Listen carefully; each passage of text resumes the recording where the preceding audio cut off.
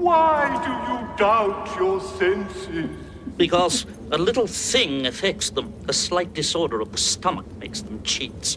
You may be a bit of undigested beef, a blot of mustard, a crumb of cheese, a fragment of an underdone potato. Why, there's more of gravy than of grave about you. Whatever you are, humbug, I tell you. Humbug. Freeze program.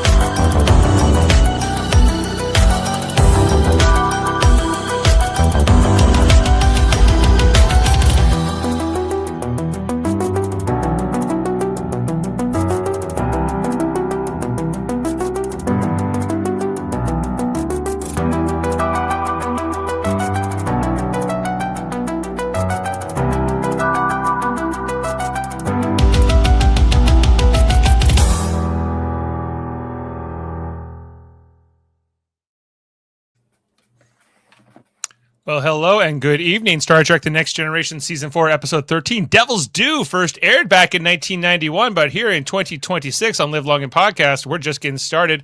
Whether you're joining us live on YouTube, Twitch, or Facebook, or catching the audio version wherever you get your podcasts, our mission to rewatch every episode of TNG continues, one planetary panic, one theatrical con artist, and one courtroom showdown at a time. And now this is your captain speaking, your host, Dave Mader. Tonight, the Enterprise responds to a distress call from Ventax II, where a mysterious woman named Ardra appears and claims to be the planet's ancient devil, returned to collect on a bargain made 1,000 years ago. And let's break it down with tonight's panel. Coming in first, our technologist and cynic-in-chief. He's questioning Ardra's supposed powers, the cloaking tricks, and every piece of tech she uses to sell her con. If the science does not add up, he's calling it out. Jody Simpson. Thank you, Dave. I appreciate the intro. You love this episode, Jody. I'm going to reserve that for later, Dave. Oh, I've never heard this before. Okay. I'll call this also with us. He is ready to break down the tactical situations, Ardra's ship, her technological tricks, and the risks of confronting someone who claims absolute power. If the mission throws a curveball, he's the first one to analyze the play. It's Chris Shaggy Vasilas. Thank you for having me tonight, and thinking of all those affected by the wildfires up in Ontario. Thinking about you. Stay safe. Well, thank you. Yes, Dave and I are both from Ontario. We are, but important to understand, Ontario is very big. It's huge. Yes, and it's pretty big. And so I'm probably closer to you, Shaggy, than I am to these fires. But thank you for your concern. I can definitely smell it and taste it in the air. We can smell it and see it. Yeah, the smoke will be here not the fire, tonight. but the smoke. Yeah. Right. Sorry about that. It's all good. Yes. Of course, a newcomer tonight to this Thursday night podcast joined us for the first time on Monday, a longtime viewer supporter, now officially part of the Live Long and Podcast family. This videographer and editor from Indiana loves sci-fi, fantasy, and any story with real heart. He brings a gamer's instincts, a sharp eye, and one simple rule. Do not be an asshole, and life can be good. It's Jim, the casual Noland. I think I need to rewrite my intro to make it sound a little bit more in theme with all the Star Trek stuff. It's your first week, you know. Yeah, it's fine. Okay. It's fine. Welcome, Jim. Hello. Welcome. I do appreciate this episode. It's kind of out there. It's combining all my favorite little tropes into one neat little package, and I really like the ending, the twist right there at the very end of it. So yeah, I'm looking forward to this. Well, welcome, Jim, and to the whole panel. There might be somebody else. I don't know if this is the right time, but no, I hope it is. It's not? Okay. Then I know clearly don't follow instructions. I don't know how to read a contract. I think that's that is the problem. my problem here. Okay, well, I hope I know when the cue is. All right, but yes, we are talking about Devil's Due, everyone. The what is this? The 13th episode of season 4, 87th episode overall of Star Trek: The Next Generation that first aired on February 4th, 1991. A story by Philip Lazebnik and William Douglas Lansford, and a teleplay by William Lazebnik, and directed by Tom Benko. As mentioned, Ardra's here. She's looking to take over. She claims to be the devil. She made a deal with this planet 1,000 years ago. She would help them all with all of their problems for the price of becoming her slaves, or indentured servitude, I suppose. It's a very interesting episode, I gotta say. I think a lot to break down here. The con artist, the con game, as it's described here by Captain Picard, and all the things. I've been examining the dynamics of what used to be called the con game. Quite fascinating. Worthy of your study, Data. What used to be called the con game. Jody, Yes. was not Vash a woman he was romantically linked with last season kind of a She was con a con artist? artist. Absolutely. Yeah, but She was a used to be flim-flam artist. a flim-flam artist, if you will. So I don't know if this is complete. Like, we know that Harry Mudd is also kind of a con artist and kind of a scoundrel. I don't think he's actually. I don't think he was ever referenced as a con artist, though. A lovable rogue, if you will.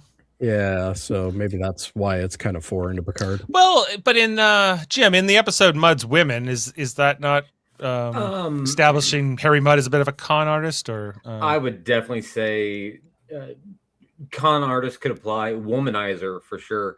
But if I remember right, a big part of Mudd's Women was that he had stolen money, or actually, I might be thinking of the Discovery episode.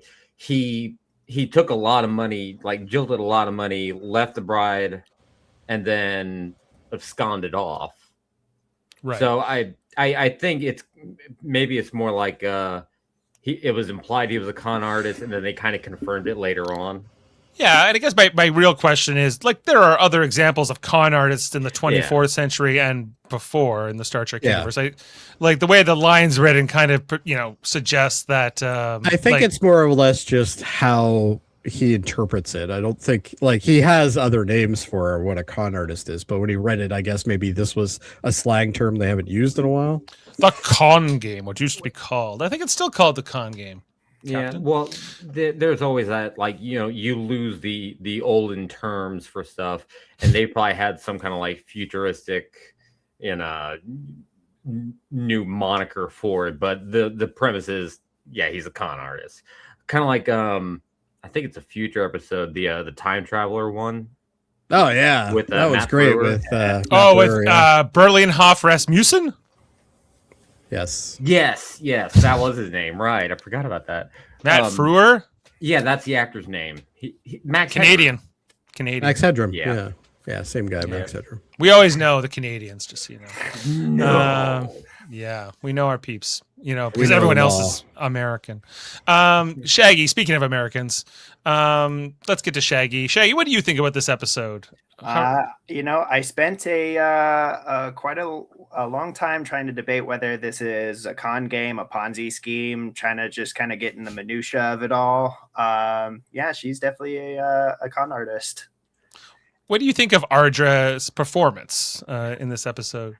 Of the guest stars I've seen, 10 out of 10. She eats up every scenery she's in. She's got the great dresses. She's got the great hair. She's got the great acting there. It's great presence too. Like she's the center stage even when she's off to the side. It's like it's great. Yes. Shout out to the great Marta Dubois, late great Marta Dubois, passed away in 2018, a Panamanian actress, born in David, Panama. I don't know if it's pronounced David in Panama, but I like to say David because it's my name. What was she co-starred in a single season of Tales of the Gold Monkey. She was also had a recurring role in Magnum PI, and did shows like the A-Team, LA Law. Oh yeah, she Matlock. was on Magnum. Yeah. Okay. Yeah.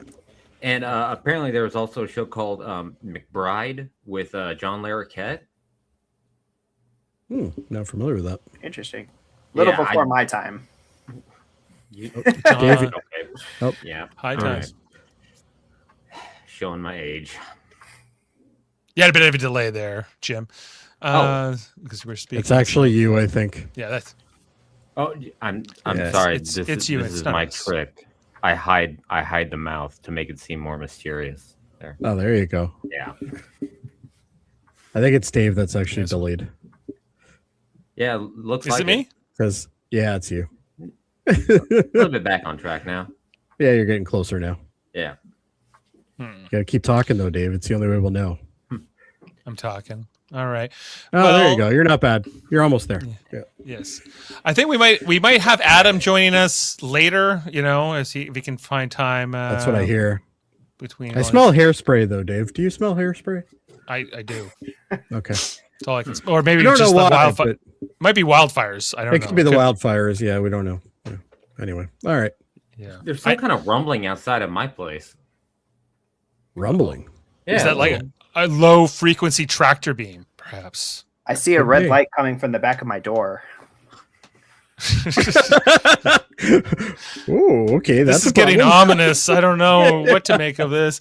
Well, but we can get into the screenshots and talk all about it, and break down the episode. Let's do that, Dave. The plot lines. Okay, let's break it down. Starting off the episode, Devil's Due. Our first screenshot has the Enterprise at warp here, as we go to the holodeck and we are recreating Charles Dickens' A Christmas Carol. The scene with his partner Marley, right? Jacob Marley, Jacob Marley, or Jacob and Bob Marley, Robert Marley, if you go by the Muppet Christmas Carol, which I do, with Statler and Waldorf playing those roles. We got the whole scene here with Jacob Marley confronting Scrooge. Scrooge played by Data on the holodeck as he's busting out his acting chops, or really Brent Spiner's acting chops. Why do you doubt your senses? And there's more a gravy than a grave of you, and him like getting scared and showing this all. And we see Picard is present to observe this all, and even has the book in front of him so he can read along and make sure he's being faithful. He's like a script supervisor in a lot of ways, Picard. I'm not sure why you'd need to question the android. I think he think can about be, this. he He's can got be the whole book in his head.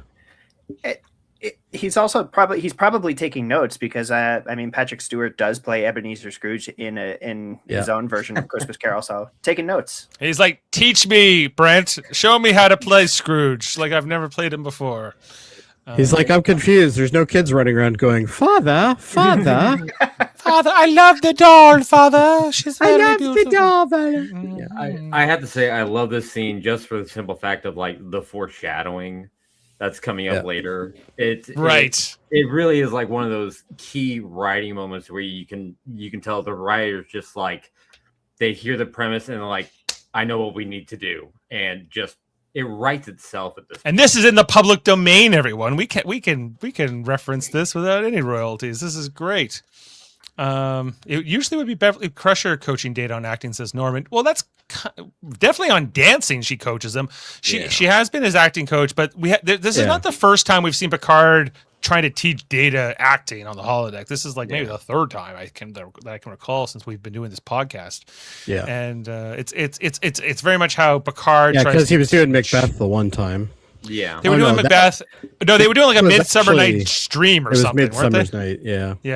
Well, because the Macbeth, there was a Macbeth scene, but I think Norman's right. I think that actually was Beverly that was coaching him on that one. And remember there was it might have been the same one, the Midsummer Night's Dream, but it was like Barkley. Picard is present to watch Data in that episode, but also Patrick Stewart also played like one of these other like Shakespearean characters. Played the grunge guy with like a fake nose he had on or whatever it was. Ambulatory Bird thing says I can't pull it up. He thinks it was the Tempest. Maybe it was. I think that might be right. That you might be right. right. Yeah. It's been a while. Anyway, they come out of the holodeck, and Picard's teaching Data more about what it means to act. My favorite part was when he turned off the holodeck just with the pinky finger. That's all you need. You don't need an index finger. He's the only one on the ship that can use just his pinky. Just his pinky. That's all. That's Captain Privilege right there. They call him Pinky Power. Picard. That's what they call him. Pinky Picard off the holodeck. Pinky Picard. Hey, let me turn this off. This is the perfect finger for this. He goes, I need nothing but my weakest finger to do this. Precisely. He needs to be holding a cup of tea at the same time while he's turning on. We'll get there. We have tea coming. We're almost. Tea's on its way. Don't worry. It will be served promptly after the hostages are taken. Anyway, so then they're walking and talking, Data and Picard, and he's like, because Data's saying like, I don't have emotions, so it's hard for me to like imitate emotions, but he's imitating other people showing emotion and trying to learn humanity through that. So Picard gives him a little bit of wisdom about how to go about it. Don't be a method actor. Yeah, where is it? Don't be. Where is that here? Here it is. Data, the moment that you decided to stop imitating other actors and create your own interpretation, you were already one step closer to understanding humanity. But perhaps we should take a moment here. I think someone. No. I will take care of that, Dave. I wish I had read this message. I have no idea what. I really wish you did too. But anyway, I will take care of that process. Don't worry. Right, it's all yours. Okay, it's all mine. So then Picard gets called to the bridge where they received a distress call from Ventax II, where a Federation science team is present, and they're trying to get a message to the Enterprise, but this lead scientist, whose name I don't recall, Howard Clark, I believe.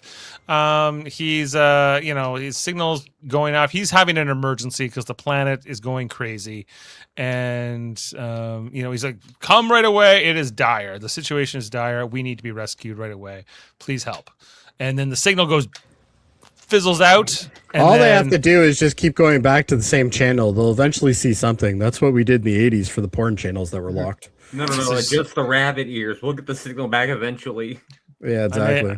I may have looked at the porn channels with the scramble too. There's no doubt in my mind. All right.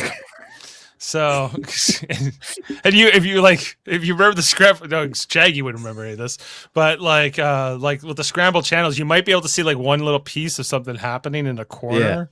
Yeah. But they would move around, and you could hear it. The audio. Hear it perfectly fine. It's just the video was messed. My virgin ears can't take this. All right. Yeah, wire hanger for the antenna. Oh, wire hanger for the antenna. Yeah. Yeah. All right. Well, the science team is in danger. That is our cold open, and we head into credits. And then we get our title card, Devil's Due, as the Enterprise arrives at Ventax II.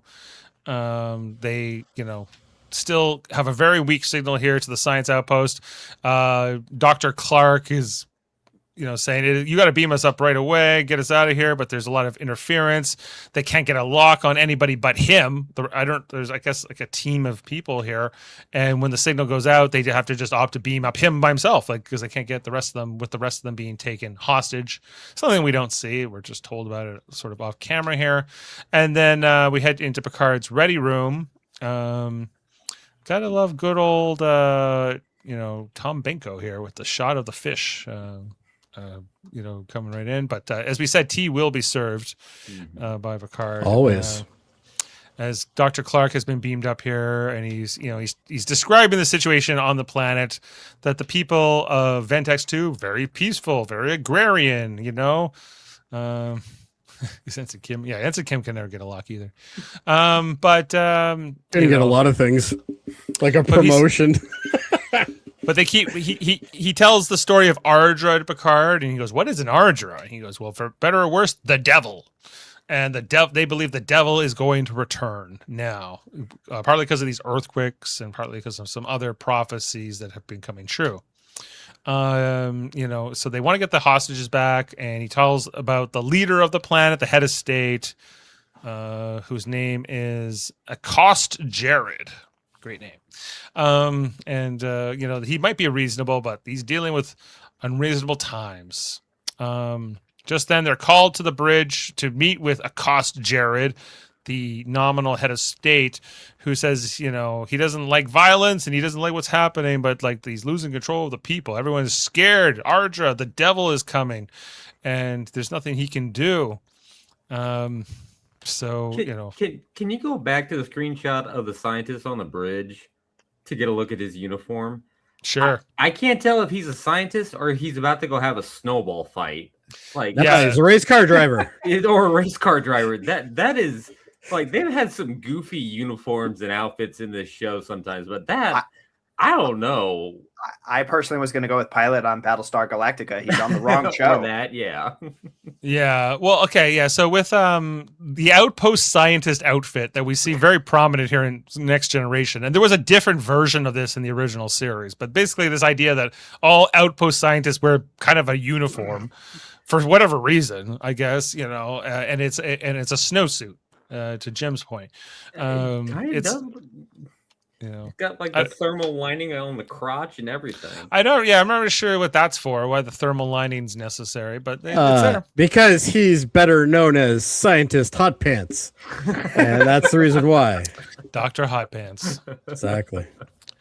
Anyway, so then they're having a conference here, talk about the Ardra situation and what this means. They want to beam, like Picard wants to beam down. Worf's saying, "Don't beam down. You're going to be taken hostage too." And he's like, "We can you'll just beam us up if there's a problem." So we head down to the planet. It was the 90s. We see the planet. There's fires. There's by the way, they use this exact same clip twice. Oh, that's well. The same people are running by later. Exact same. Yep. Like the fourth guy back, he's running away. He's like, "Crap! I forgot my phone." Runs back just in time to come back from the commercial break, and he's running away again. Yeah, he's like, "They'll never know it's you." Anyway, so then Picard is meeting with his away team, which includes Data, Worf, and Counselor Troy. They're meeting with Accost Jared and his staff. And he's trying to explain the situation. I gotta say, I do like the Ventaxians' outfits. Very stylish, and they all have capes, which I think is a nice touch in a society to all have capes. Oh, you just want to wear a cape all the time, don't you? I might be a Ventaxian at heart. I don't know.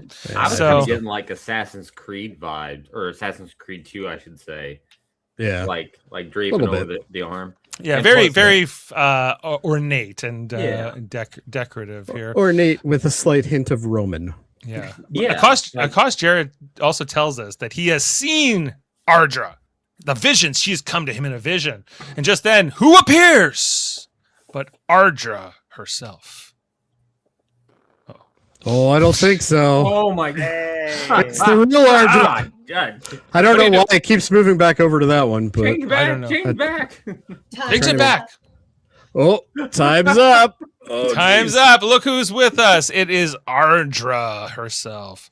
Bring her over. I have many names, my pale friend. I'm glad she said pale to you and not to me. All right. It's not inaccurate. She's tuned into every emotional beat. The fear-gripping Ventax II, Picard's calm defiance, and Ardra's seductive manipulation. When an episode mixes drama with deception, she feels every moment. It's Narduzzi. Heather Narduzzi. No, that's Ardra. It's Ardra. I'm here. It's Ardra. You're here to collect the debts. I'm here to collect and flirt with Picard. Yes, and make a would he have fulfilled that bargain, Ardra, if he had lost the hearing? Would he have devoted his mind and his soul?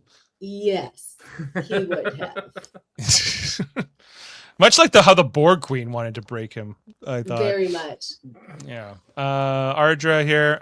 Yes, she makes her debut coming in here, and everyone's like, surprised to see her. She's very confident, as a con woman would be. I love her outfits. Her hair, the way they've done her makeup, okay? You'll notice that they blocked out her eyebrows and then put that on. I was going to attempt it, and then I was like, girl, calm down. You're doing too much. I love, they really blew the budget on the costuming for her and for the other Ventaxians, especially Jared. This blue number with like the leopard print cape sash across it, serving. Thank you, Mike. Yeah, I like it. I want one for myself, I think. Hi, Sinister. Dave, we know you love a cape. And I love a good cape. Cape and drape. Like cape and drape. The leopard print. Norman prefers Ardra to the Borg Queen anyway. Says she kicked butt. You know what? I think it's a fair statement. There you go. I'm sure there's a fanfic about that. No doubt. Here's that. So we had a commercial break, and then we see the people are still running. Guys running again. Same people. You're supposed to forget while you got up off the couch and went, for the commercial, right? Not for us nerds. Not for us. Now that we watch it with no commercials, it's not the same. Anyway, Ardra having her little I don't know, walking the room, establishing her dominance. The Ventaxians, including this minister guy, accost Jared, very intimidated, believing she is this mythical devil figure, accepting her in full thing. But like, I kept wondering, is she like, does she not like have the appearance of some kind of an alien that would be like a known alien species? Like she doesn't appear not to Picard. Not to Picard. Like no one says, "Oh, you're actually like so and so alien." Like that's never even said. So she must. To be fair, though, they never said she was. So they never said she was or she wasn't. Of this world doesn't necessarily mean she's one of them. But her appearance seems to have no bearing on whether or not she's legitimate or not. Like she's known as many things and seen as many people, Dave. But this is her true form, right? This is like of the con artist. Right? Well, I'm sure this is the con artist. Yes, absolutely. Yes. But we don't see that type of makeup on any other alien that I don't think so. It's a shame because they basically ended this episode with her saying, "Oh, I'm sure I'll see you again" or something like that. I'm like, I so want another one. Yeah, it would have been awesome to see her again. She's terrific. One of my favorite one-off villains. Yeah. It's almost like the makeup is the start of like one of the Cardassian kind of it's just a reuse. Yeah, they just slapped it on them. Or like we had the Cardassians' first appearance in they were last episode.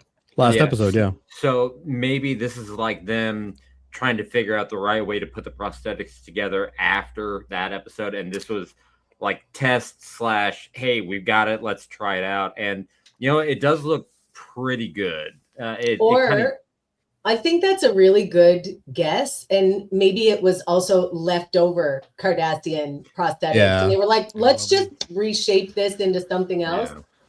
It's probably one of my bigger complaints about Voyager because they have to like create a good new alien race in basically every episode, and they're always like, I don't know, this race has like a slightly different, more of a slanty nose, or slightly more weirder ears, and this one has a weirder nose. More textured ears, or more texture. Like it's, I don't know. So they eventually run out of ideas in this film. But this alien looks like The Rock. He's got the weird eyebrow thing. He kind of does look like that look from the Rock had in that Voyager episode. But of course, we have how they retconned what Trills look like when they cast Terry Farrell as a Trill in the main cast because they didn't want to cover her beautiful face with those latex appliances. So that's right. They tested it and they were like, no, let's just do something else with the Trill. So anyway, but Ardra is here, alien race unknown, and she's working the room, and she's like, and then he's like, I'm Captain Picard of the Federation Starship Enterprise, which she keeps referring to him as over and over again. I'm sorry to interrupt, but we need this comment. Mike says we need a spin-off sketch. Ardra, Waxana, Nella Darren, Anij, and Vash, the almost housewives of Picard. I would watch the shit out of that. It would be so I would fun. too. I would too. That's good. Maybe Beverly Crusher too. I don't know. Technically, yeah. She can be there. Anyway, so Picard doesn't buy her act, her flim-flom game or whatever. We see her first demonstration of powers when she brings in the contract that she claims gives her rights to the planet and all the people on it. She really kept it in good condition compared to theirs, eh? Like their copy is like brown and kind of nasty looking, and hers is like pristine. Well, she's a god, or a devil. Yeah, true. So, Magical. She probably just automatically dusts her house. Yeah. I envy her. Picard, she does challenge Picard. Could there not be, because obviously we've met beings like Q and super omnipotent, powerful beings before. Why couldn't she just be one more like them, A non-believer. Really, Jean-Luc Picard of the Federation Starship Enterprise. No doubt you have traveled the galaxy, encountered a diverse universe of creatures. Is there no room for the likes of me? For the I've likes. encountered many. I love who more this credibly to be called the devil than you. The devil. Now, there's one I haven't heard in a long time. Long time, yeah. This like mid-Atlantic femme fatale accent. Have you no room for the likes of me? Me, the likes of me. Yes, She's it's just eating it up. So good. Yes, very good here. And then she says, I have many names. The Klingons call me Faklar, who is the Klingon devil. And hey, not as good looking as the actress playing Ardra. I was gonna do this look first, but decided on this one. All right, next week. Next week. You are not Faklar. Yes, Make you a are not. special Actually, this is the last week for a little while, isn't it? Yeah. Yeah, it is. But I always thought this. I was like, a Klingon devil. What a cool thing to like put into like the lore in this way. It was really interesting. You know, He is not Faklar. You are, well, for the moment, everyone's kind of buying it. We have some red streaks in the hair. It seems like. But just because he's a Klingon doesn't mean he doesn't want to party. He definitely parties. That guy When parties. you see him in the front, like I love the detail of like the drool. It's like a slavering beast, you know? Really good. right, like it is. It feels Klingon, but yet like not truly Klingon. You know, like not a Klingon. Klingon hell is. Stargazer says this actor finally got his shot on Star Trek, and this is how he ends up. Yeah. He was like, I swear it's me, Mom. That's me on Star Trek. Sure it is. I'm gonna do that. I'm gonna pick like in a new Star Trek an alien that's face is completely obscured and just tell people it's me. Yeah. Oop, no one will ever know. I used a pseudonym in the credits. Yeah, exactly. We didn't want to like have the exposure, you know. Anyway, then transforms back into Ardra, seemingly with her powers. She has like this very specific sound effect. That's like whoo, whoo, sound when she has like her effects, whether she's turning herself into somebody else or transporting.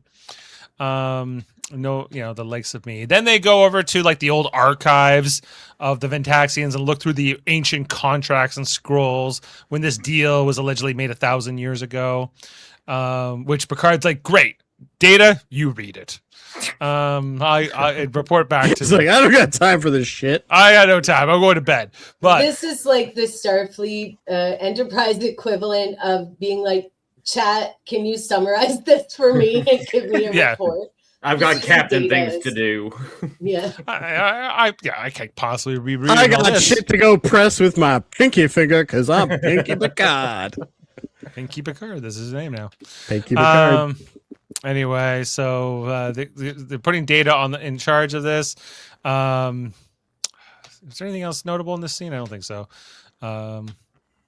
Anyway, but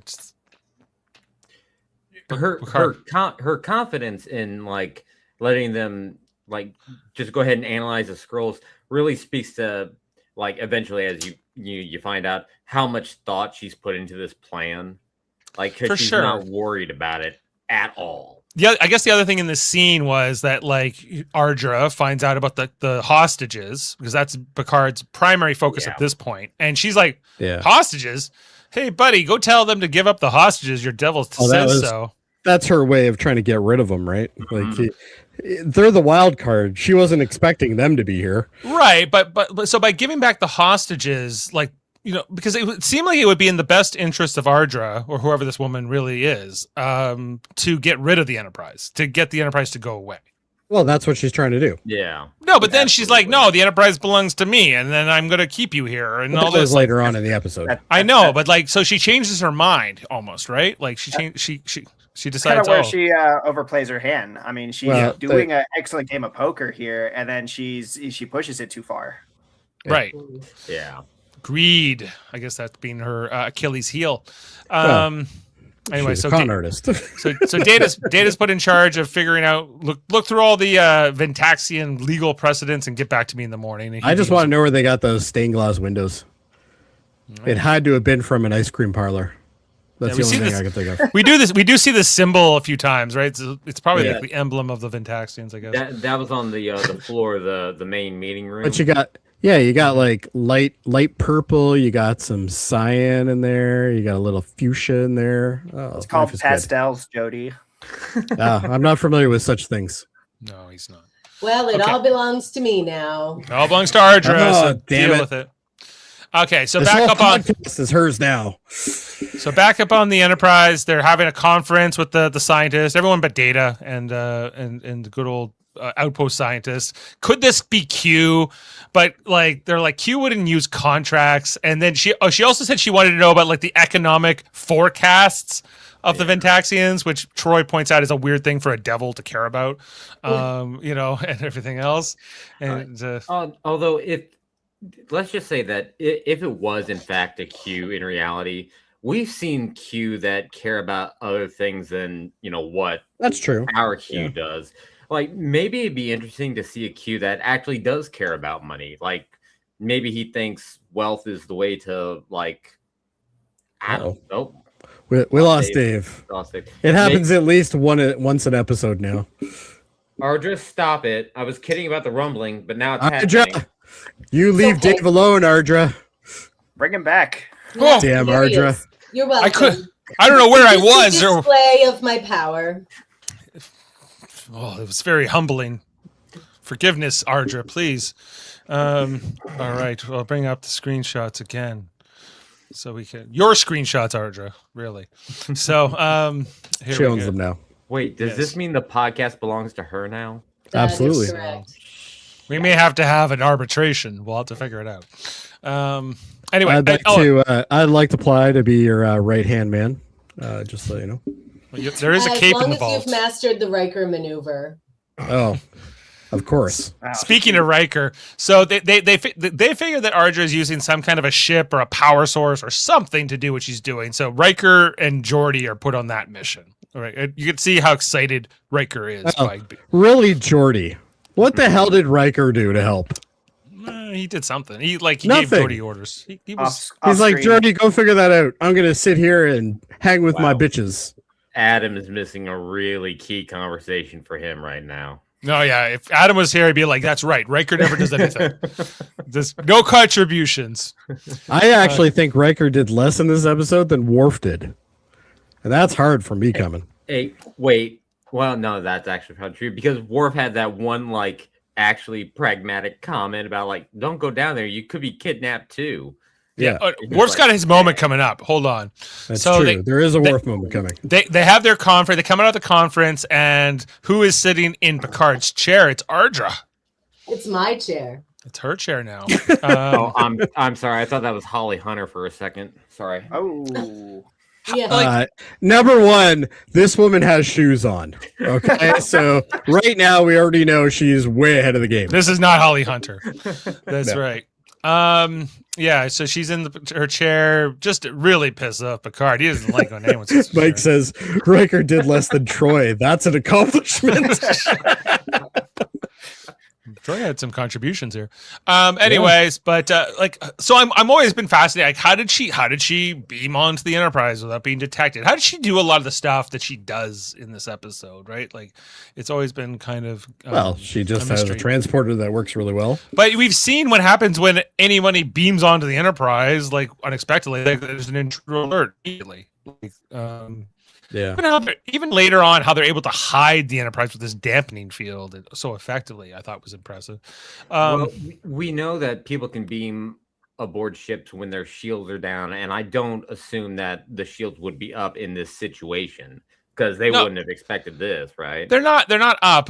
It's just like, You mean like anyone. the intruder alert, But the kind of- intrusion thing should have Yeah. went off, basically, is what he's saying. But it doesn't. She like her powers at this point, especially, do seem very omnipotent, right? So Picard tries to get Worf to remove her from the chair. He's like, "I'll have you removed." She's like, "Oh, please try." But we then also know that she has dampening fields too, though. So Yeah. maybe that is the way. Well, here we see an example here. So Worf goes to pull her out of the chair, but then she does something. She pulls out her force field and hits Worf with a little bit of a glow. smack, a glow. Thank you, Worf. Good job. Yeah. He gets thrown Right back. on cue, Worf. You get your ass whooped like you do every time. Did he Right. fall over? No, he didn't fall over though. He stayed on 2 feet. Dr. Crusher comes right to his medical assistance, but he's okay. Yeah, Crusher's like, "Oh my God, Worf, can you not get beaten up for once?" Doctor, I'm fine. It wasn't a barrel. I'm okay. Yeah, I'm not paralyzed. She probably went, "Oh my gosh, I have to do something." Actually, come to think of it, she's done more than Riker already. She walked across there.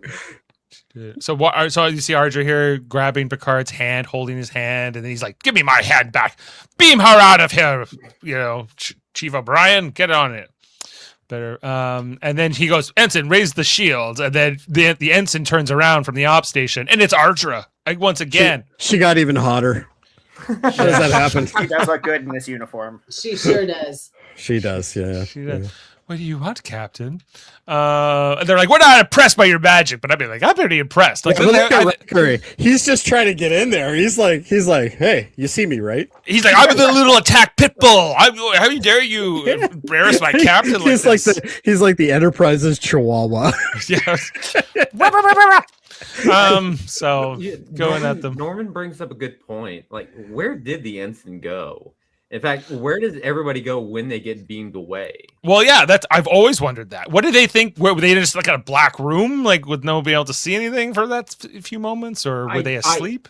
I asked myself this question when I was watching this earlier, and the only thing I can come up with is like maybe like what they did with Scotty, like their patterns are held in a buffer For a moment, yeah, it could be. for a moment, and then they're brought back when she's ready to stop, screwing around. He was in the John. He's literally they're He like, was in the John, yeah. Just take a load off, man. Or load out. Well, I'm going to make someone else appear. Boom! There he is. Hey, There he is, the biggest Riker superfan you ever met. It's Adam Woodward, everyone. I actually like Riker in this episode.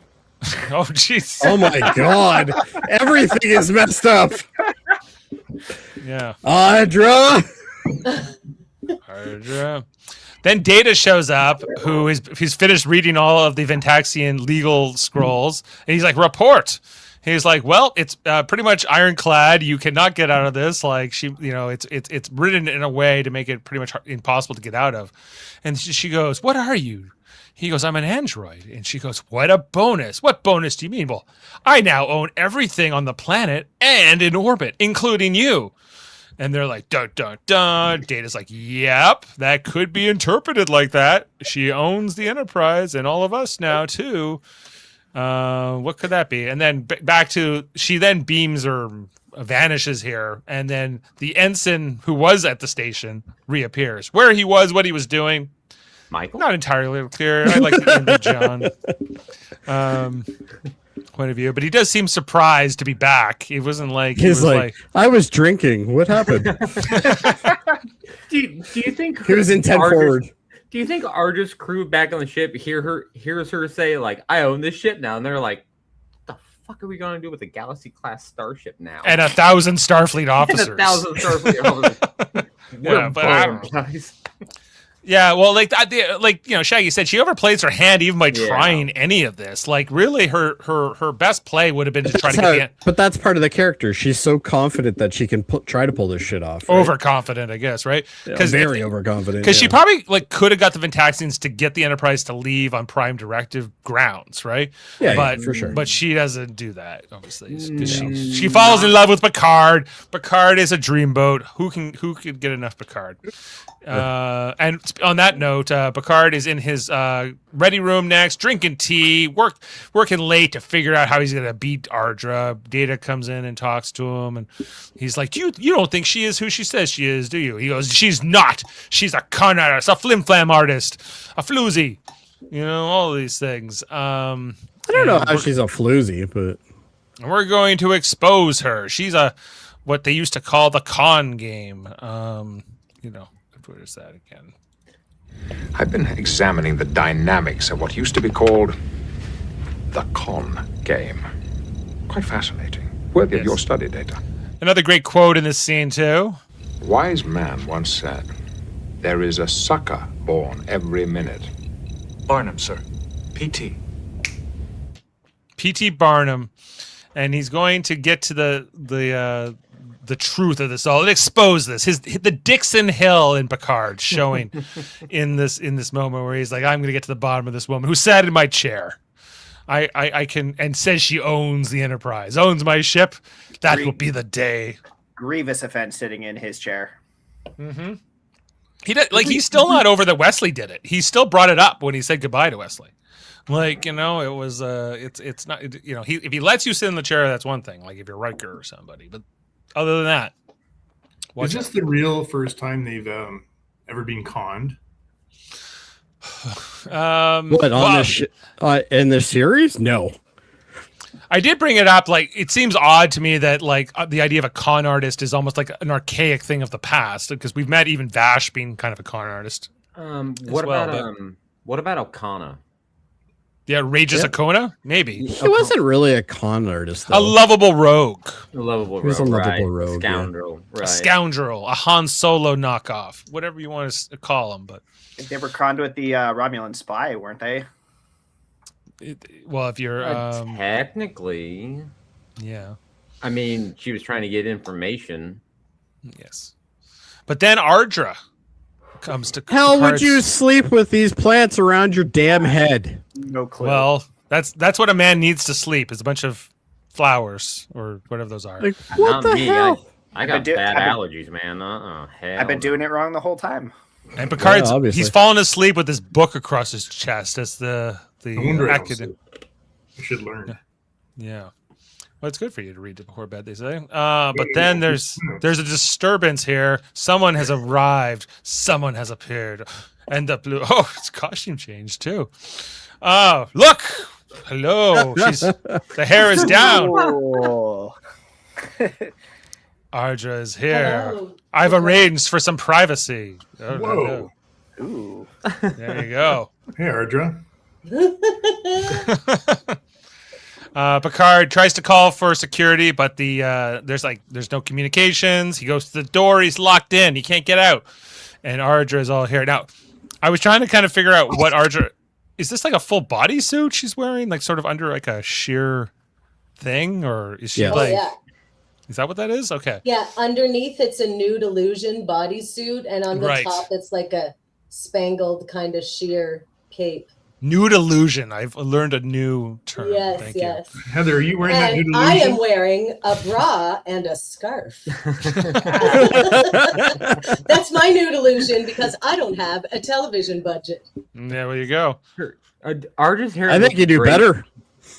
Ardra's hair looked great before, but now it kind of looks like she stuck her finger in a light socket. Yeah, that's what we looked like in the early 90s. I was hoping to... She wants to go to Risa spring break. Oh, who doesn't? Yeah.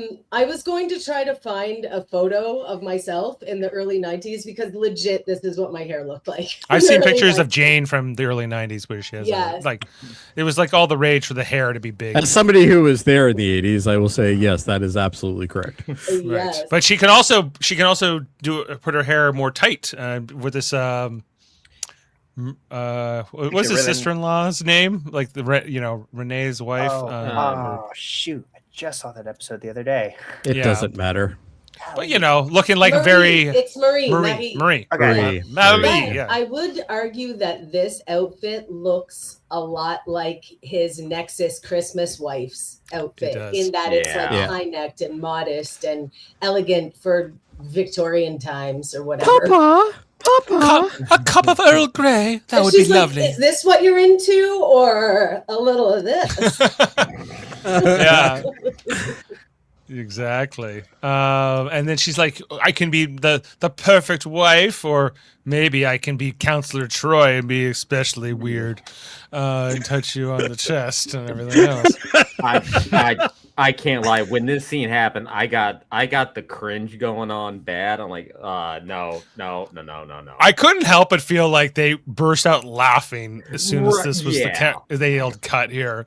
But there's no, actually, I think probably Patrick Stewart probably said something like, "Oh my," and then she probably broke in laughing. Shouldn't this have been Dr. Crusher instead of Deanna? No, he's been there. He's done that. Let's be honest. So then we see she goes back to her earlier outfit, and And this is where she says, "Don't you find me attractive?" And he says, "No, I find you vulgar and obvious." An obvious bird. Yeah, I can't tell why. Yeah, on my ship, and so she sends him away down to the planet in his sleeping wear, which apparently I love. She's like, listen, don't be wearing those little shorty shorts around me unless you're trying to drop them. Unless you're gonna get something, yeah. Now you're going to the planet in your little shorty shorts and your Ryza outfit. Like those shorty shorts are less short than his like bathing suit that he was trying to wear on Ryza, but yeah. Set course for intercourse. Oh, girl. Oh my. Right. The difference is he was on vacation. This is like he's on duty. Well, he's kind of on vacation here. Is this what you wear on vacation, Adam? No, I wear the other Absolutely. thing, the white thing. Mm-hmm. Pardon? The white apparel. He dresses like an outpost scientist on vacation. I say I wear this or a very patriotic thong.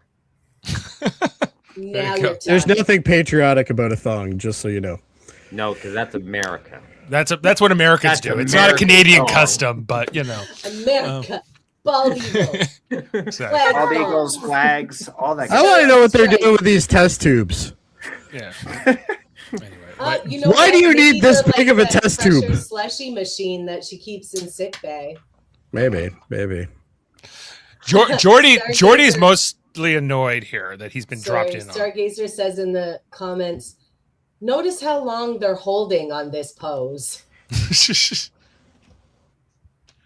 Yes, and he's all annoyed. And Jordy's like, I wasn't ready for you, Captain. I was going to show you all my cool stuff later. Just remember, Riker is supposed to be helping right now. Riker's delegating.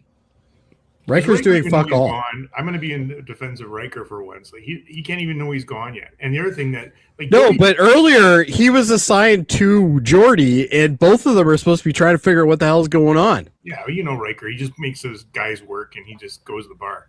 But like Jody looks like it's natural for Picard to show up in his sleepwear. You know. Surprise inspection, Commander. Jordy only sees like his energy output. I think you could see if guy's wearing around bare legs. But which brings up another question: does Jordy see everybody's dongs all the time? Oh, definitely. The captain. Definitely Data's dong. All right. That would have been a great name for an episode. Data's Day, Data's Dong. Data's Dong. Is that the follow-up to In Theory? Maybe, yeah. It's the maybe. Anyway, so then, hey Worf, I'm down here on the planet with the captain. What do you mean, the captain? I'm the best chief of security ever. How could anyone be captain be beamed off my ship? It never happened. Yeah, well, they can't beam him up. Nothing, because Ardra has turned off all the transporters. So he tells Data, get Data to come get me with a this has shuttle. The worst reaction line right after this too. And bring a uniform. A uniform? Yeah. Worf goes, a uniform. Did I hear that right? Yeah, he's like, yeah, you heard that right. Shut the hell up and send him. Yeah, why are you even questioning this? Just shut the fuck up and do your job. No, he's gotta be. He's like, we just don't give out uniforms. They clearly don't. They must have unions in Starfleet. That's the only thing I can think of, because they should have canned this guy ages ago. So anyway, they do go retrieve Picard in the shuttle. He's now in a uniform with Data, and Data says, "Oh, I may have found something in like Ventaxian law about." Can you go back one for a sec? Yeah, I happened to notice this one time where they actually showed the Enterprise on the window as they're coming towards it. Yeah, those are the nacelles there, right? Yeah, so that's neat. It's hard to make out on this particular screenshot, but if you go and look back at the thing, it's there. It's really cool. I thought that was neat. I don't know if they added that as part of the digital release or if that was in the original, but it's still cool. So they're talking about the Ventaxian legal precedents. And there was one case with an alien once, and they had to go to arbitration because it was different. So this is what Data thinks could work for the challenge to this contract. And it's about all they can find, which Picard's excited about, gives them like a precedent to go against it.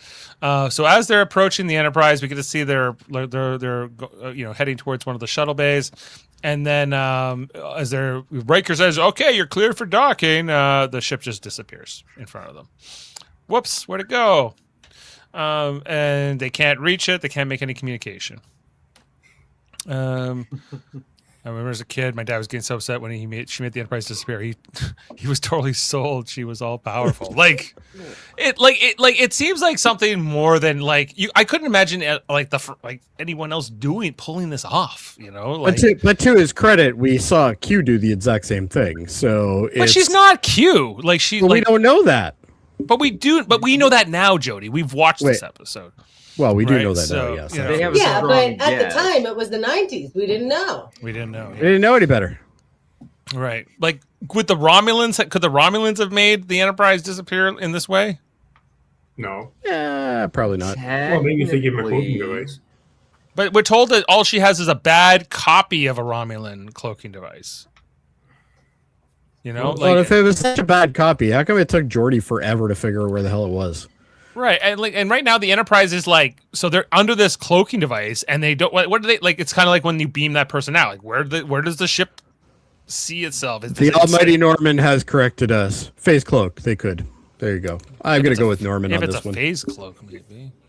Is this city on fire? We're working on phase cloaks. We already know that because we had that one episode with Ro Lauren. It's less on fire. Now it's just Ontario. Yes. I was figuring they're too busy doing the end of world orgy. Well, I'm surprised. Well, that's where all the people on the top runway went. They were all running to the orgy. Don't get Jody excited with the end of the world orgy. That's his jam. Hey, I'm telling you right now, whether or not it's actually going to happen, I'm still going to be there, Dave. Oh, I know. So, anyway, I'll be there with my outfit from Ryza. Picard and Data have come back to the planet. They've joined up with Geordi.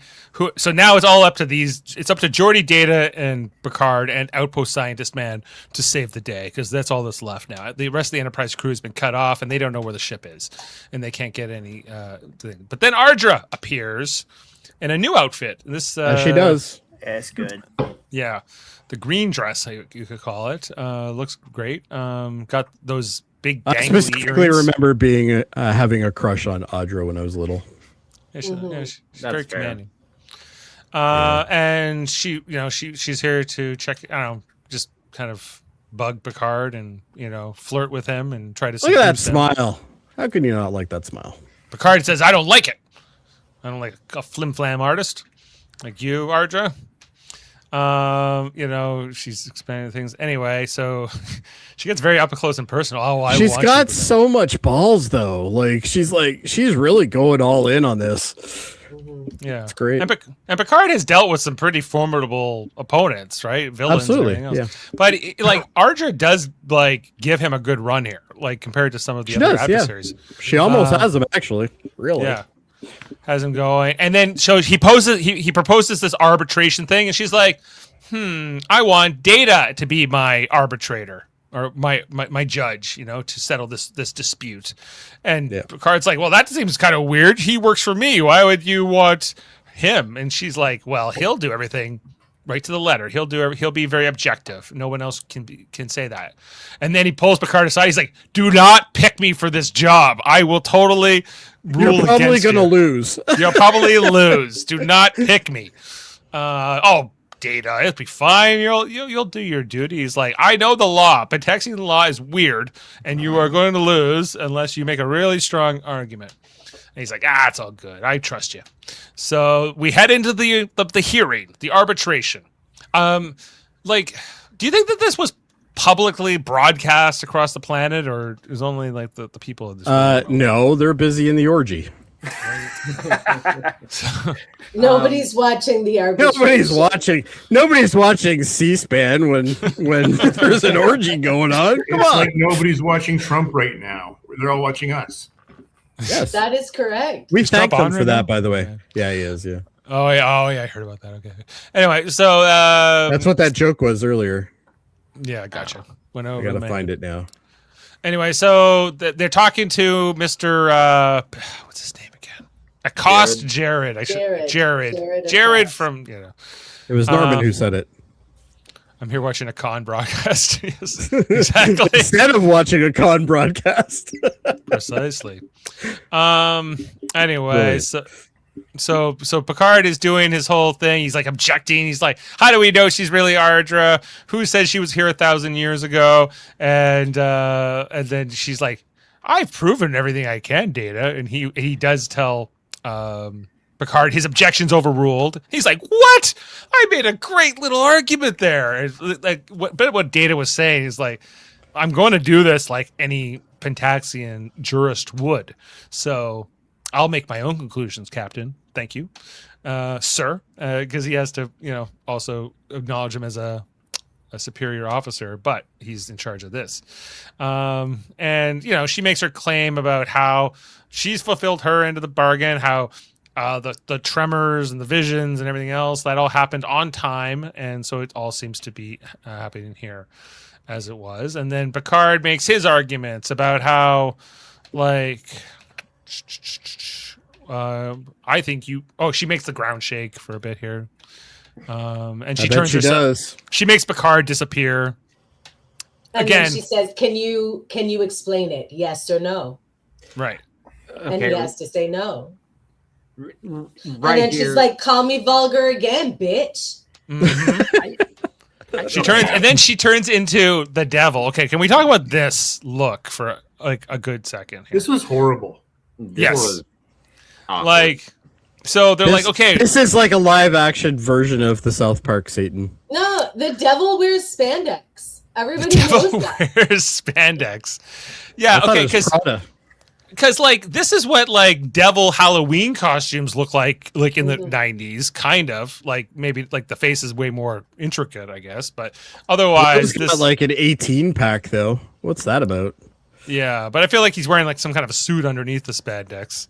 I actually love the read that it's the South Park Devil because Trey and Matt are huge Star Trek fans, and there are a lot wouldn't of shock me. references to Star Trek. He's not as fat, but past that.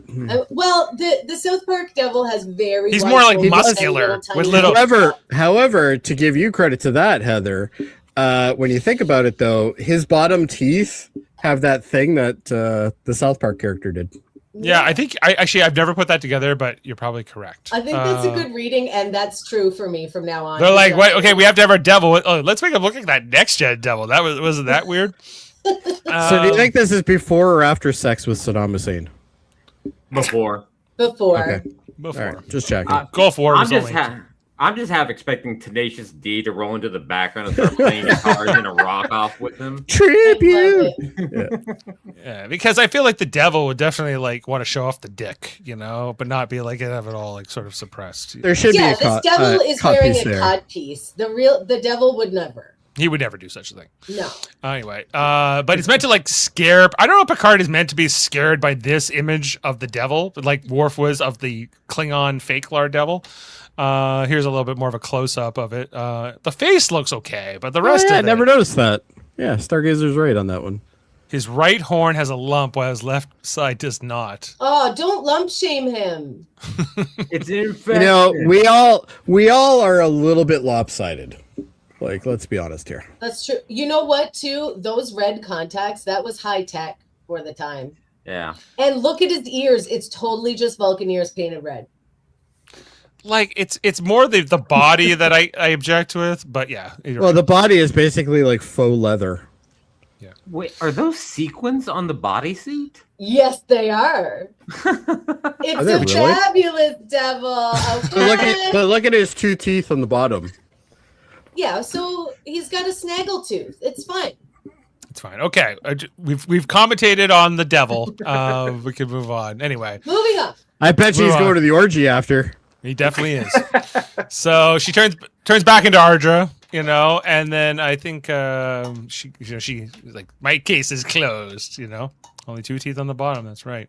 Snaggletooth. We head back over to Jody and Outpost Scientist Man, who say, like, okay, we think it might be coming from here. And then Outpost Scientist Man looks at it. He's like, there's nothing there.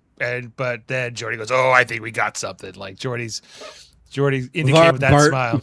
Burton and his fucking, $3 million smile. Oh yeah, he's like, oh, we got him now. I found it. Because it's got to be there. It's got to be there. And then we go back to Picard, who's now doing his cross-examination of Jared, saying like, okay, when 1,000 years ago, when you guys like fixed your planet, was it all because of Ardra, or did you really just do it yourselves? Like, was it who cleaned the air? Who got rid of the weapons? Who helped the society progress? And basically, Jared's like, well, we kind of did. It was kind of us, actually, who did it. You mean to tell me she did not pick up one single piece of trash?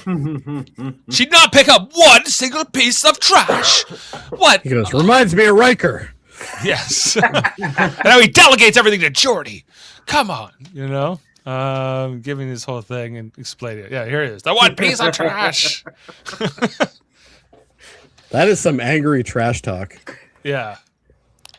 I do like the fact that through all this scene, though, as he's doing his statement, every time it goes back to her, she's getting more of a face on her. Like, she's visibly uncomfortable now, right? Which I think is awesome. Yeah, well, realizing Picard's making a decent argument, but then she cross-examines, and I can't remember exactly what her point is here, but she kind of, says, like, do you doubt my power, Jared? He's like, no, mistress, of course not. You are the greatest. I just want this trial to be done so I can go to the. She's basically trying to make him use the the faith defense. Like, you believe I am, so it must be true. Yeah, you believe, therefore it is. Yeah. Right. Yeah. If the glove does not fit, you must acquit. It was 91. We didn't know about that yet. So anyway, better times. Better times, maybe more innocent times. Then who's there? It's Jody. He's there. This is like that episode of Matlock when that woman who plays Ardra was on Matlock, where the guy's like, I got the evidence, sir. I'm gonna get it all, and then they have a recess. I also do like when Jody comes and goes, hey, Data, and he goes, hey, Jody, okay, time for a recess. And you see that Ardra is looking pretty worried as Jody goes off to talk to Picard, and he's like, oh yeah, it's a ship. She's totally got a ship. It's cloaked, and she's using it to hide the Enterprise. He's like, you talked to the Enterprise? So he's like, oh yeah, I already talked to the Enterprise. It's all good. We totally got them by the balls. Yeah. Let's go. What was she doing the whole time there? She they didn't show her leaving the room. I assume she was listening on the conversation. Like, did she not want to give a heads up to her ship? Well, maybe I don't think she can hear this conversation, though. Okay. I'm not even sure her ship is manned, because they said later on that she just has routines that she runs with the comms. Oh, I never thought about that. So there were no crew, maybe. Yeah, I don't think there was any crew. No, they said that her crew has admitted that she has 23 different identities. Oh, okay. Oh, then there was a crew. That's right. So they probably subdued the crew, and so she's just like, oh, they must be just letting me cook down here. It's all good, and that was it. The Ardra earrings are great. Thank you. They are. So this is where Picard then does his whole final closing arguments, where now he has we find out by the end of this that he has Riker on Ardra's ship, sort of doing all the tricks that Ardra would normally do. He's like, how would you check this out?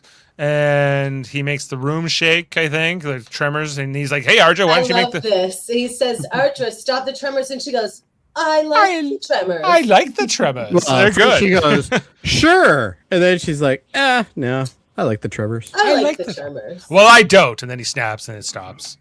And then look at the face on Data. That was crazy. It's like, Then Picard turns himself. He makes Ardra disappear. Right first, yeah. Goes, come back, Ardra, if you can. No, oh no, can't come back. Okay, boom. This scene just proves Picard would have been an excellent Q. Yeah. But instead, they offer it to Riker. What the fuck? Yeah, wrong guy. Then Picard is basically throwing the theatricality right back at her. Yeah, he turns into fake Lar briefly, just so we can use this makeup again. He is a showman. He's a showman. He was a showman, yeah. And he's like, okay, you turn into fake Lar. Data says that no more latitude here, no more.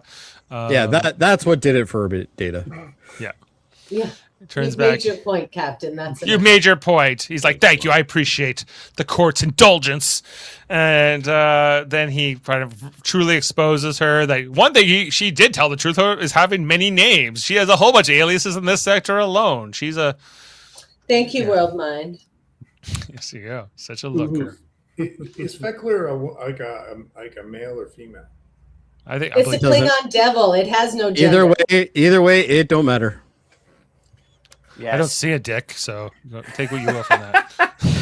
Well, Don't misgender the devil. Come on. Just saying, I don't see one. It has Okay, goat I pants. I was looking on the devil. I was looking on the fake devil. No dicks. They're dickless. And so then we come to he exposes her, and as she's completely telling her that, then Jared's like, oh, well, I guess she's bad. This is no good. I've been conned. Feckler has the 80s or 90s hair that Heather was describing too. Yes. Yeah, he likes Feckler parties. Oh yeah, he didn't care about that ozone layer. That was not his concern. He wanted to take the dishonor. He's going to be going to the orgy too. And then Archer tried to leave, but these Pentaxians are not going to Ventaxian. I'm sorry, are not going to put up. Not so fast. You didn't pay for parking. No Look cape for at you. these spangly outfits, though. They're like mullet shirts. And the guy on the left, party in the back. Yeah, the guy on our left here, he's definitely got like George Michael vibes going on. Yeah, he's got that chin. Yeah, you didn't say the magic word. Not that one. And then Picard's or Jared thanks Picard. He's like, maybe you did it all yourself the whole time. Maybe you saved yourself the whole time. Not just Ventaxians. But platinum. That's great. That's a good one. Anyway, so Archer's like, okay, I might go to jail for a while. Call me when I'm out. I'll be back. I'll keep a flame for you, Picard. As she's taken away. She seemed not to be too upset about the whole ordeal. But I don't know. The Pitaxians might not be too happy with her now. And then, basically Picard and Data walk out. We get and they end it like an 80s courtroom thriller. They do. They leave the courtroom like it's A Few Good Men or something. Yeah, like it's that. like love it. I don't know about you, but when Picard was like, "No, the power was within you," I just imagine like the G.I. Joe, like the more you know thing popping up right after. Precisely. That was great stuff. Well, we have gone through the plot. It took us a while, but we did it. But the best is yet to come, Dave. Yeah, so let's get into our fun facts with our friend Adam. Here's an interesting piece of trivia. A multi-steroid injection is put into the shoe, making sure it's strong enough to support the 400-pound weight brought on by the average American.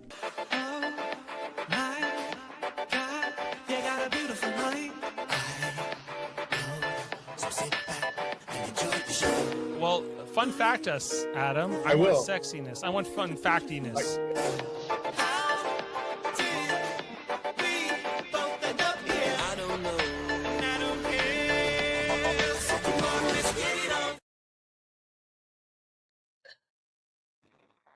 You got to unmute.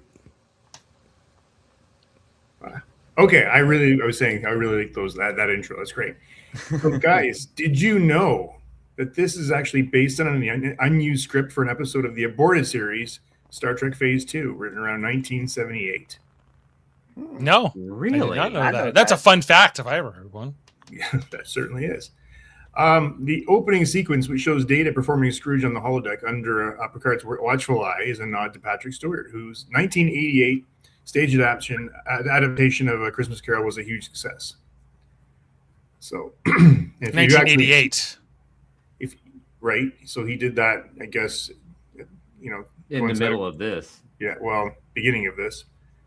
Right. But if you've seen it, there's actually a movie with it now. It is one of the better versions of it.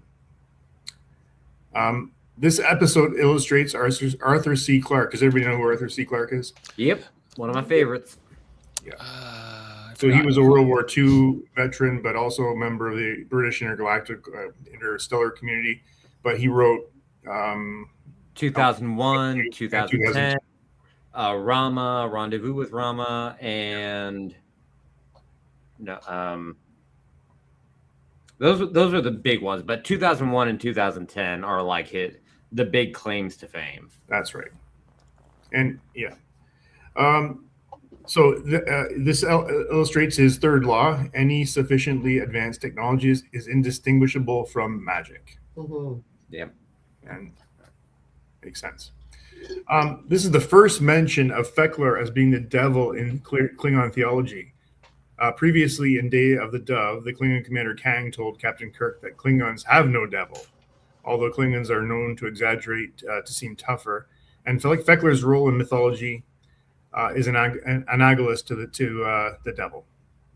Yeah, or who's that one who like takes you to Quran? like the river Styx, and all that? Aaron. Yeah, I feel like that's kind of what Fakelar is also meant to be, like someone who takes you to the underworld where this Feklar, not Fakelar. It's a Fakelar. Mm-hmm.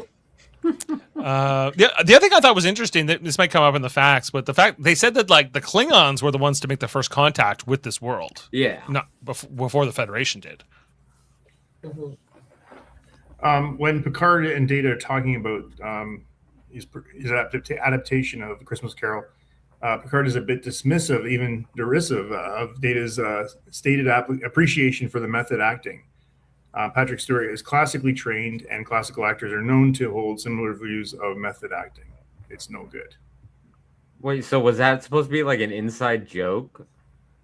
I guess so. I mean, or maybe Picard or Patrick Stewart needed to throw that line in there about method acting. Don't. Yeah, and I also think it's interesting that they had Data choose to do method acting because the method is accessing your own emotions in order to portray them in a scene. Mm-hmm. So that's an interesting choice for an android who supposedly a better way to learn emotion. Yeah.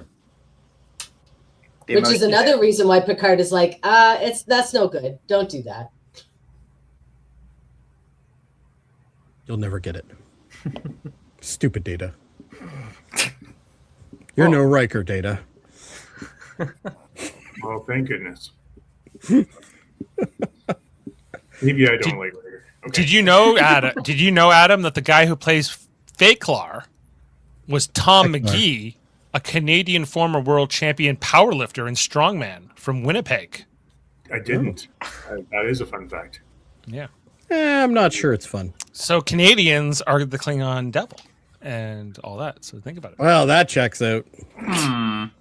Yeah, so Worf is unnerved at seeing what appears to be Fekler, who torments dishonored Klingons after they die. At this time, he's still suffering from discommodation from the Klingon High Council, so I guess he's thinking he may go there. He was born being suck. So this is the only episode not involving Q in which he is mentioned.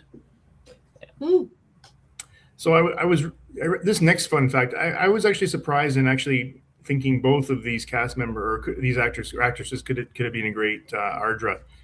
First of all, Stella Stevens and Adrienne Barbeau were considered to be for the role of Ardra before Marta Dubois was cast. Okay. Barbeau was later played Senator Kamara Kretak in Inter Arma Enim Silent Legacy. Senator Kretak, that one that those Section 31s and that Bill Ross, that Admiral Bill Ross, got her. So Adrienne Barbeau was like one of those sex symbols sexy actresses from the 70s when she was on Maude. And then she went on to play, I think she was in Toxic Avenger. How is anybody a sex symbol on Maude? Maude, the one with like B. Arthur? B. Arthur, was yeah. her daughter. She played her daughter. Oh, okay. Where are we here? Okay. There's a great deal of Klingon influence in this story. It is mentioned the first contact with Ventax II was made by the Klingons 70 years previously. Data mentions a legal case involving a Klingon, and Ardra uses a Klingon image to imitate Ventaxians. Less obvious is the clothing that several Ventaxians background characters seems inspired by the Klingons of the original series era. But like, what was that? What was that first contact with the Klingons like? Because the Klingons are known as this conquering, warlike race. But did they just show up and say, "Hey, you want some like cultural exchange? Oh, there's some nice Klingons. Maybe they had dilithium or something they could take, or who knows. Well, it seems Or like maybe they they had a nice... crashed on their planet. Who knows? That's not what they said. They In said a they had cornfield. What? Okay. Just saying. I think you're just argumentative. I got it. Yes, I always have been. Yes, that's true. Maybe your comment's stupid, Dave. I didn't say that, but okay. Yeah, you did. Now, boys, quit bickering or I'll snap you out of existence. It's fun facts time. Okay. It's true. Captain Picard says a wise man once said there's a sucker born every minute, to which Data says Barnum PT. This quote was actually usually attributed to P.T. Barnum, in fact, but was most likely never uttered by him. There's no reliable source ever documenting the use of the term sucker by P.T. Barnum. Mm-hmm. There's a sucker born every minute. Yeah. Wise man once said, there is a sucker born every minute. A sucker. You guys, somebody said it here, I think earlier, is that Picard would make a great Q. Picard mirrors Q's finger snapping when performing all the supernatural tricks at the end of the episode. Nice. Well, Q does it with flair. Picard was like, okay, I'm going to channel my little sparring buddy here. Yes. When Picard takes over Ardra's illusion generator, he calls one of the devils, Veklar of Klingon, implying the Klingon homeworld is named Klingon.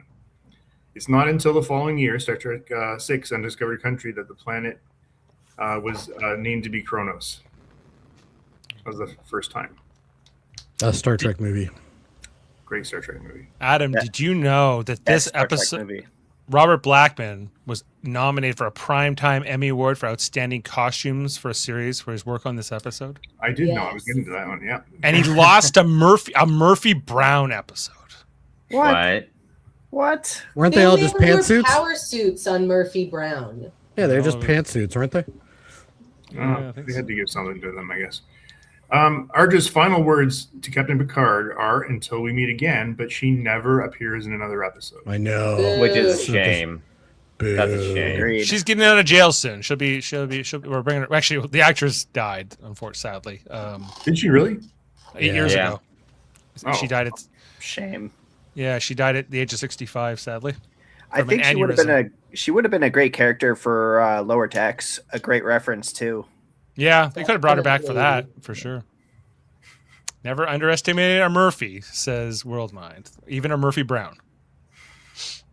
There's one odd thing that, and this happens in one of the Moriarty episodes too, when they're on the holodeck and they tell the computer to freeze program and the candle still flickers. And in one of the Moriarty scenes, the fire is going and they say to freeze program and the fire continues to go. So clearly fire has a hard time freezing on the holodeck. Maybe fires are just a loop. It's a loop. And you can't pause that loop. It's an infinite loop. They put on the Netflix Yule log just in the background. Yeah. The fireplace channel. The fireplace channel. Yeah, there we go. So there you go, Dave. And let's move over to ratings now. Okay, well, thank you, Adam. We appreciate it as always, of course. Okay, that was both fun and sexy. Right. I do my best. It was mostly sexy. And well, just like Heather tonight. Thank you. Ardra. Wow. Ardra. I have many names. I bet you do. I thought I was impressed with your costume change during Best of Both Worlds. It took a little bit of time, but this was like a speed run for you. I think you're trying to really rise good up on to that the one. challenge a bit. Thank you. She's a professional podcast changer. Very much so. This might be your biggest night of them all. Yeah. Yeah. Marvelous. Well, with that said, let's get into our ratings and put our score down for this episode. All right. I'll start us off. Okay, I like this episode. I don't think it's like the greatest, but I think I like it. So I'm at probably an 8 for this episode. Jody? Yeah, go to somebody else. Give me a minute. Narduzzi. I'm doing something else. Ardra. 10, 10s across the board. I love this episode. It's so fun, so campy. And I really also, like, outside of how fun it is and how much I enjoy her as a character, I just feel like, sometimes there's a lot of filler in episodes and there's a lot of exposition. And I just feel like this episode moves along quickly. It's very fast. It's a tight story and there's no wasted time. It's just plot the whole time, action, and the courtroom is very engaging. 10 out of 10. And not to mention the hair, the costumes. Love it. Ardra, forever. Yeah, I might be a little low on an 8. I might go to an 8.3. Okay. Shaggy. Much like what Ardra was saying, I absolutely love the costuming. It's kind of a shame they didn't get a Emmy for that. Ardra is a 10 out of 10, just an excellent guest star. Would have loved to have seen some more of her. This episode gets a 9 for me. Top 10 episode for me. All right. 9 out of 10 for Shaggy. And Jim the Casual, his first vote on Next Gen. Officially. Officially, right. This episode really combines like my 3 favorite like TV tropes. Like you got the courtroom drama, kind of. You got the lovable scoundrel. I will say lovable because I really love the charm that Ardra pulls off. And on top of that, it's not just like a environmental disaster that the Enterprise has to solve with just science. I mean, they're going up just against another person, and I really like that kind of interaction. That it's not just we use the ship to solve it. I mean, they technically do, but overall, I give it an 8.5, which is like really high for me, I think. So yeah, 8.5. 8.5 from Jim. Okay, thank you, Jim. And Jody, you're. I'm gonna see. I was originally going to do a 9.5, but I think I'm going to bring it down to a 9 because I think The Wounded is still a better episode, but barely. Jody, so, you better bring that back up right now. Nope. Nope. All right. Well, it is. Why are you on me? Dave was the lowest. I'm the low point tonight. This is a rare night. I'll deal with him later. Yes. Yeah. Norman gives it a 9.5. No, well, Adam. 9.5. You forgot me. Adam. What the hell? Why is Adam not there? Because I forgot. Hold on. Forgettable. How can you forget? His sexiness alone should be in the first column. It's Adam gets a 10. Just right off the bat. Adam gets a 10. I'm not getting That's this. true. No. Adam, you are. Adam is a 10. How about that? Adam is a 10. Yeah. I appreciate it. I don't know why you guys are kissing that much ass to Adam, but I'm going to give him an 11. Oh, I made This one goes to 11. The guy. Of course I like him. 11? Adam goes to 11, by the way. No. I don't go. This episode for me is an 8.5. 8.5. Let's go there. 8.5, just to make sure I'm the low point. No, okay. No. I'll join you at 8. I'll go to 8. It's fine. I'm at 8.3. I'm at 8.3. How dare you? Heather, it was good, but it wasn't great. You should at least give it an 8.5 for all the trouble I went to. Oh, for you, Wait, he did. 8.5 then, sure. He went to 8.5. Good. I'll raise mine to 8.5. Thank you. Okay. Thank All you, right. gentlemen. Did you get EJR's 9 in there? Yes. EGR, My okay. top 10 TNG episodes I've rewatched the most. Well, I never realized how beloved this episode is. Like I've always liked it, but I've never considered it one of my top episodes. I'm actually really pleased to learn that everybody else likes it about as much as I do, because this is one of my faves. Now, Stargazer says, if the inner light is a 10, this episode can't be within 1 grade of it, my opinion. Well, everyone has their favorites. Thank you for your opinion. Inner light is not a 10 in my opinion, but anyway. Well, I do. I definitely think it's a 10, and I think this is a 10, but they're very different episodes. Very different. This is a campy fun episode, and the other one's just beige. Beige. Wow. Get out of here. It's all beige. So whole fucking episode. It's disgusting. With the 6 of us tonight, we are averaging 8.9, which is not bad. Pretty good. Yeah, this has a 7.2 on IMDb, so it's not as beloved, maybe as some other compared to like The Wounded, for instance, or Data's Day, or even Reunion. Heresy. Them's fighting words. You got it, Stargazer. I will take that on any day. It is such an overrated fucking episode. Wow. Jeez. Anyway. I'm still always surprised when the IMDb rating comes into play, and I'm like, really?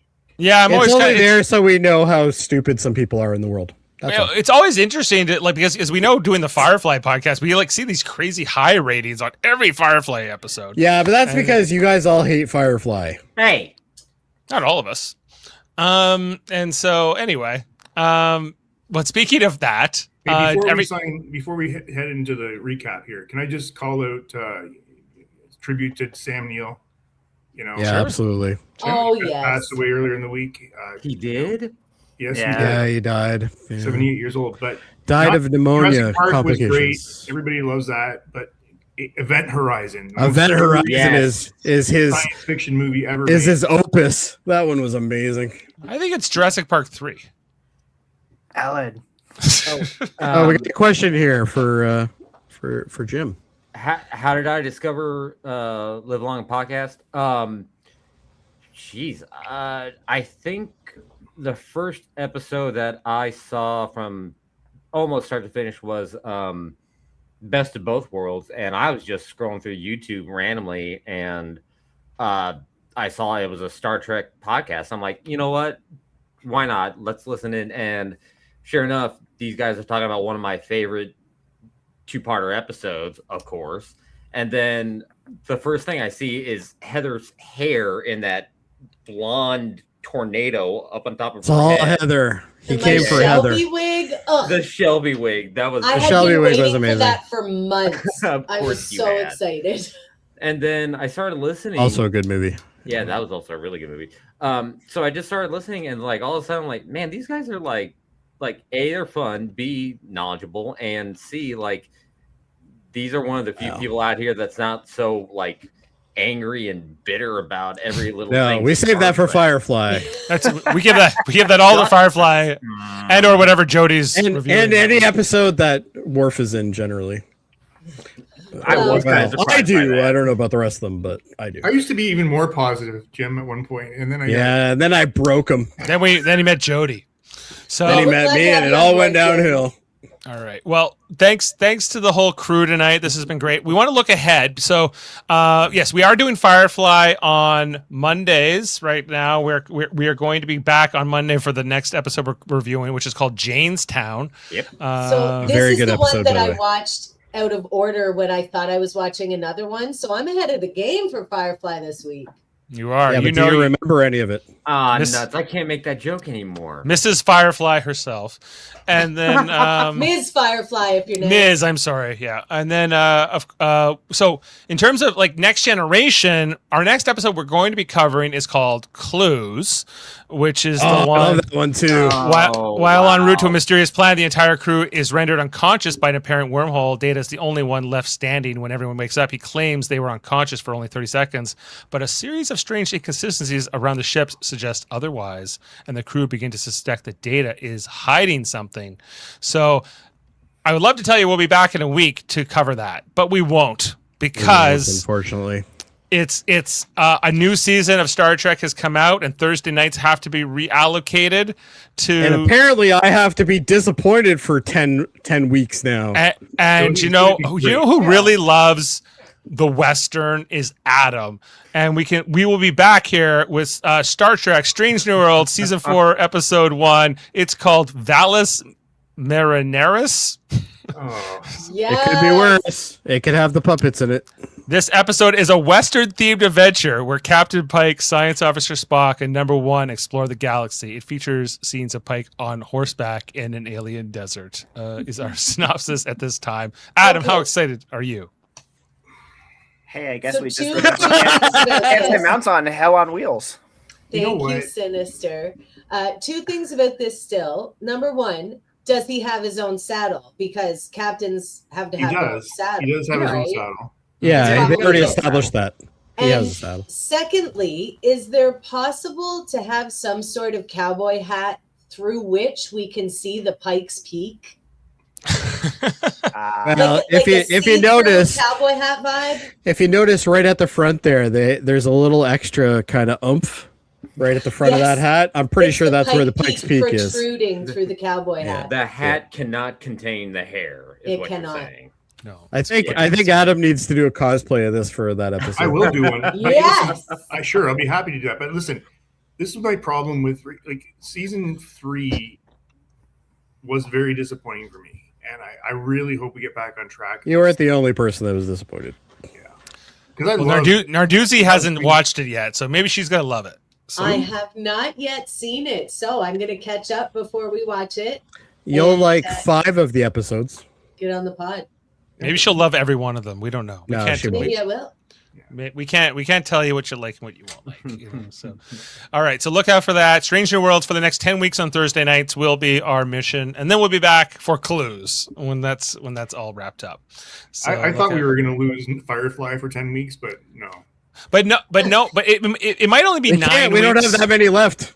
It might only be 9 weeks because I have a feeling like somehow like they'll drop 2 episodes next Thursday, not just 1. So because that's what they tend to do. That's what they typically do, actually. These guys. Yeah, so we'll probably be covering Adam, 2 episodes. Your dreams are not coming true. I'm sorry. We are finishing Firefly. We have to now. Now we have to. Yeah. It's almost over. We're halfway done. We're halfway done. It's the worst thing we've ever watched on this channel. Give me a break. What? No, it's not. Strange New. Or the other one. For All Mankind. Academy is fucking dog shit. Anyway, we've done the Orville, we've done Enterprise, we've done. Yeah, you've been spoiled, Adam. So. Jody. Jody. I love when he does dad, Adam. It's great. Jody. I feel so ashamed whenever he says it that way. I'm like, oh. Dad's disappointed in you, Jody. It wouldn't be the first time. All right. Well, I think we're signing off for tonight. Thanks everyone for being with us for all this, and make sure to check out our Strange New Worlds and Firefly and everything else we do here on the channel. And thanks for everybody in the comments. Thanks for everyone in the comments. Always great. And we'll leave you with this tonight of the many names of Ardra. We'll see you next time here on Live Long and Podcast. Have a great night, everyone. I have many names, my pale friend.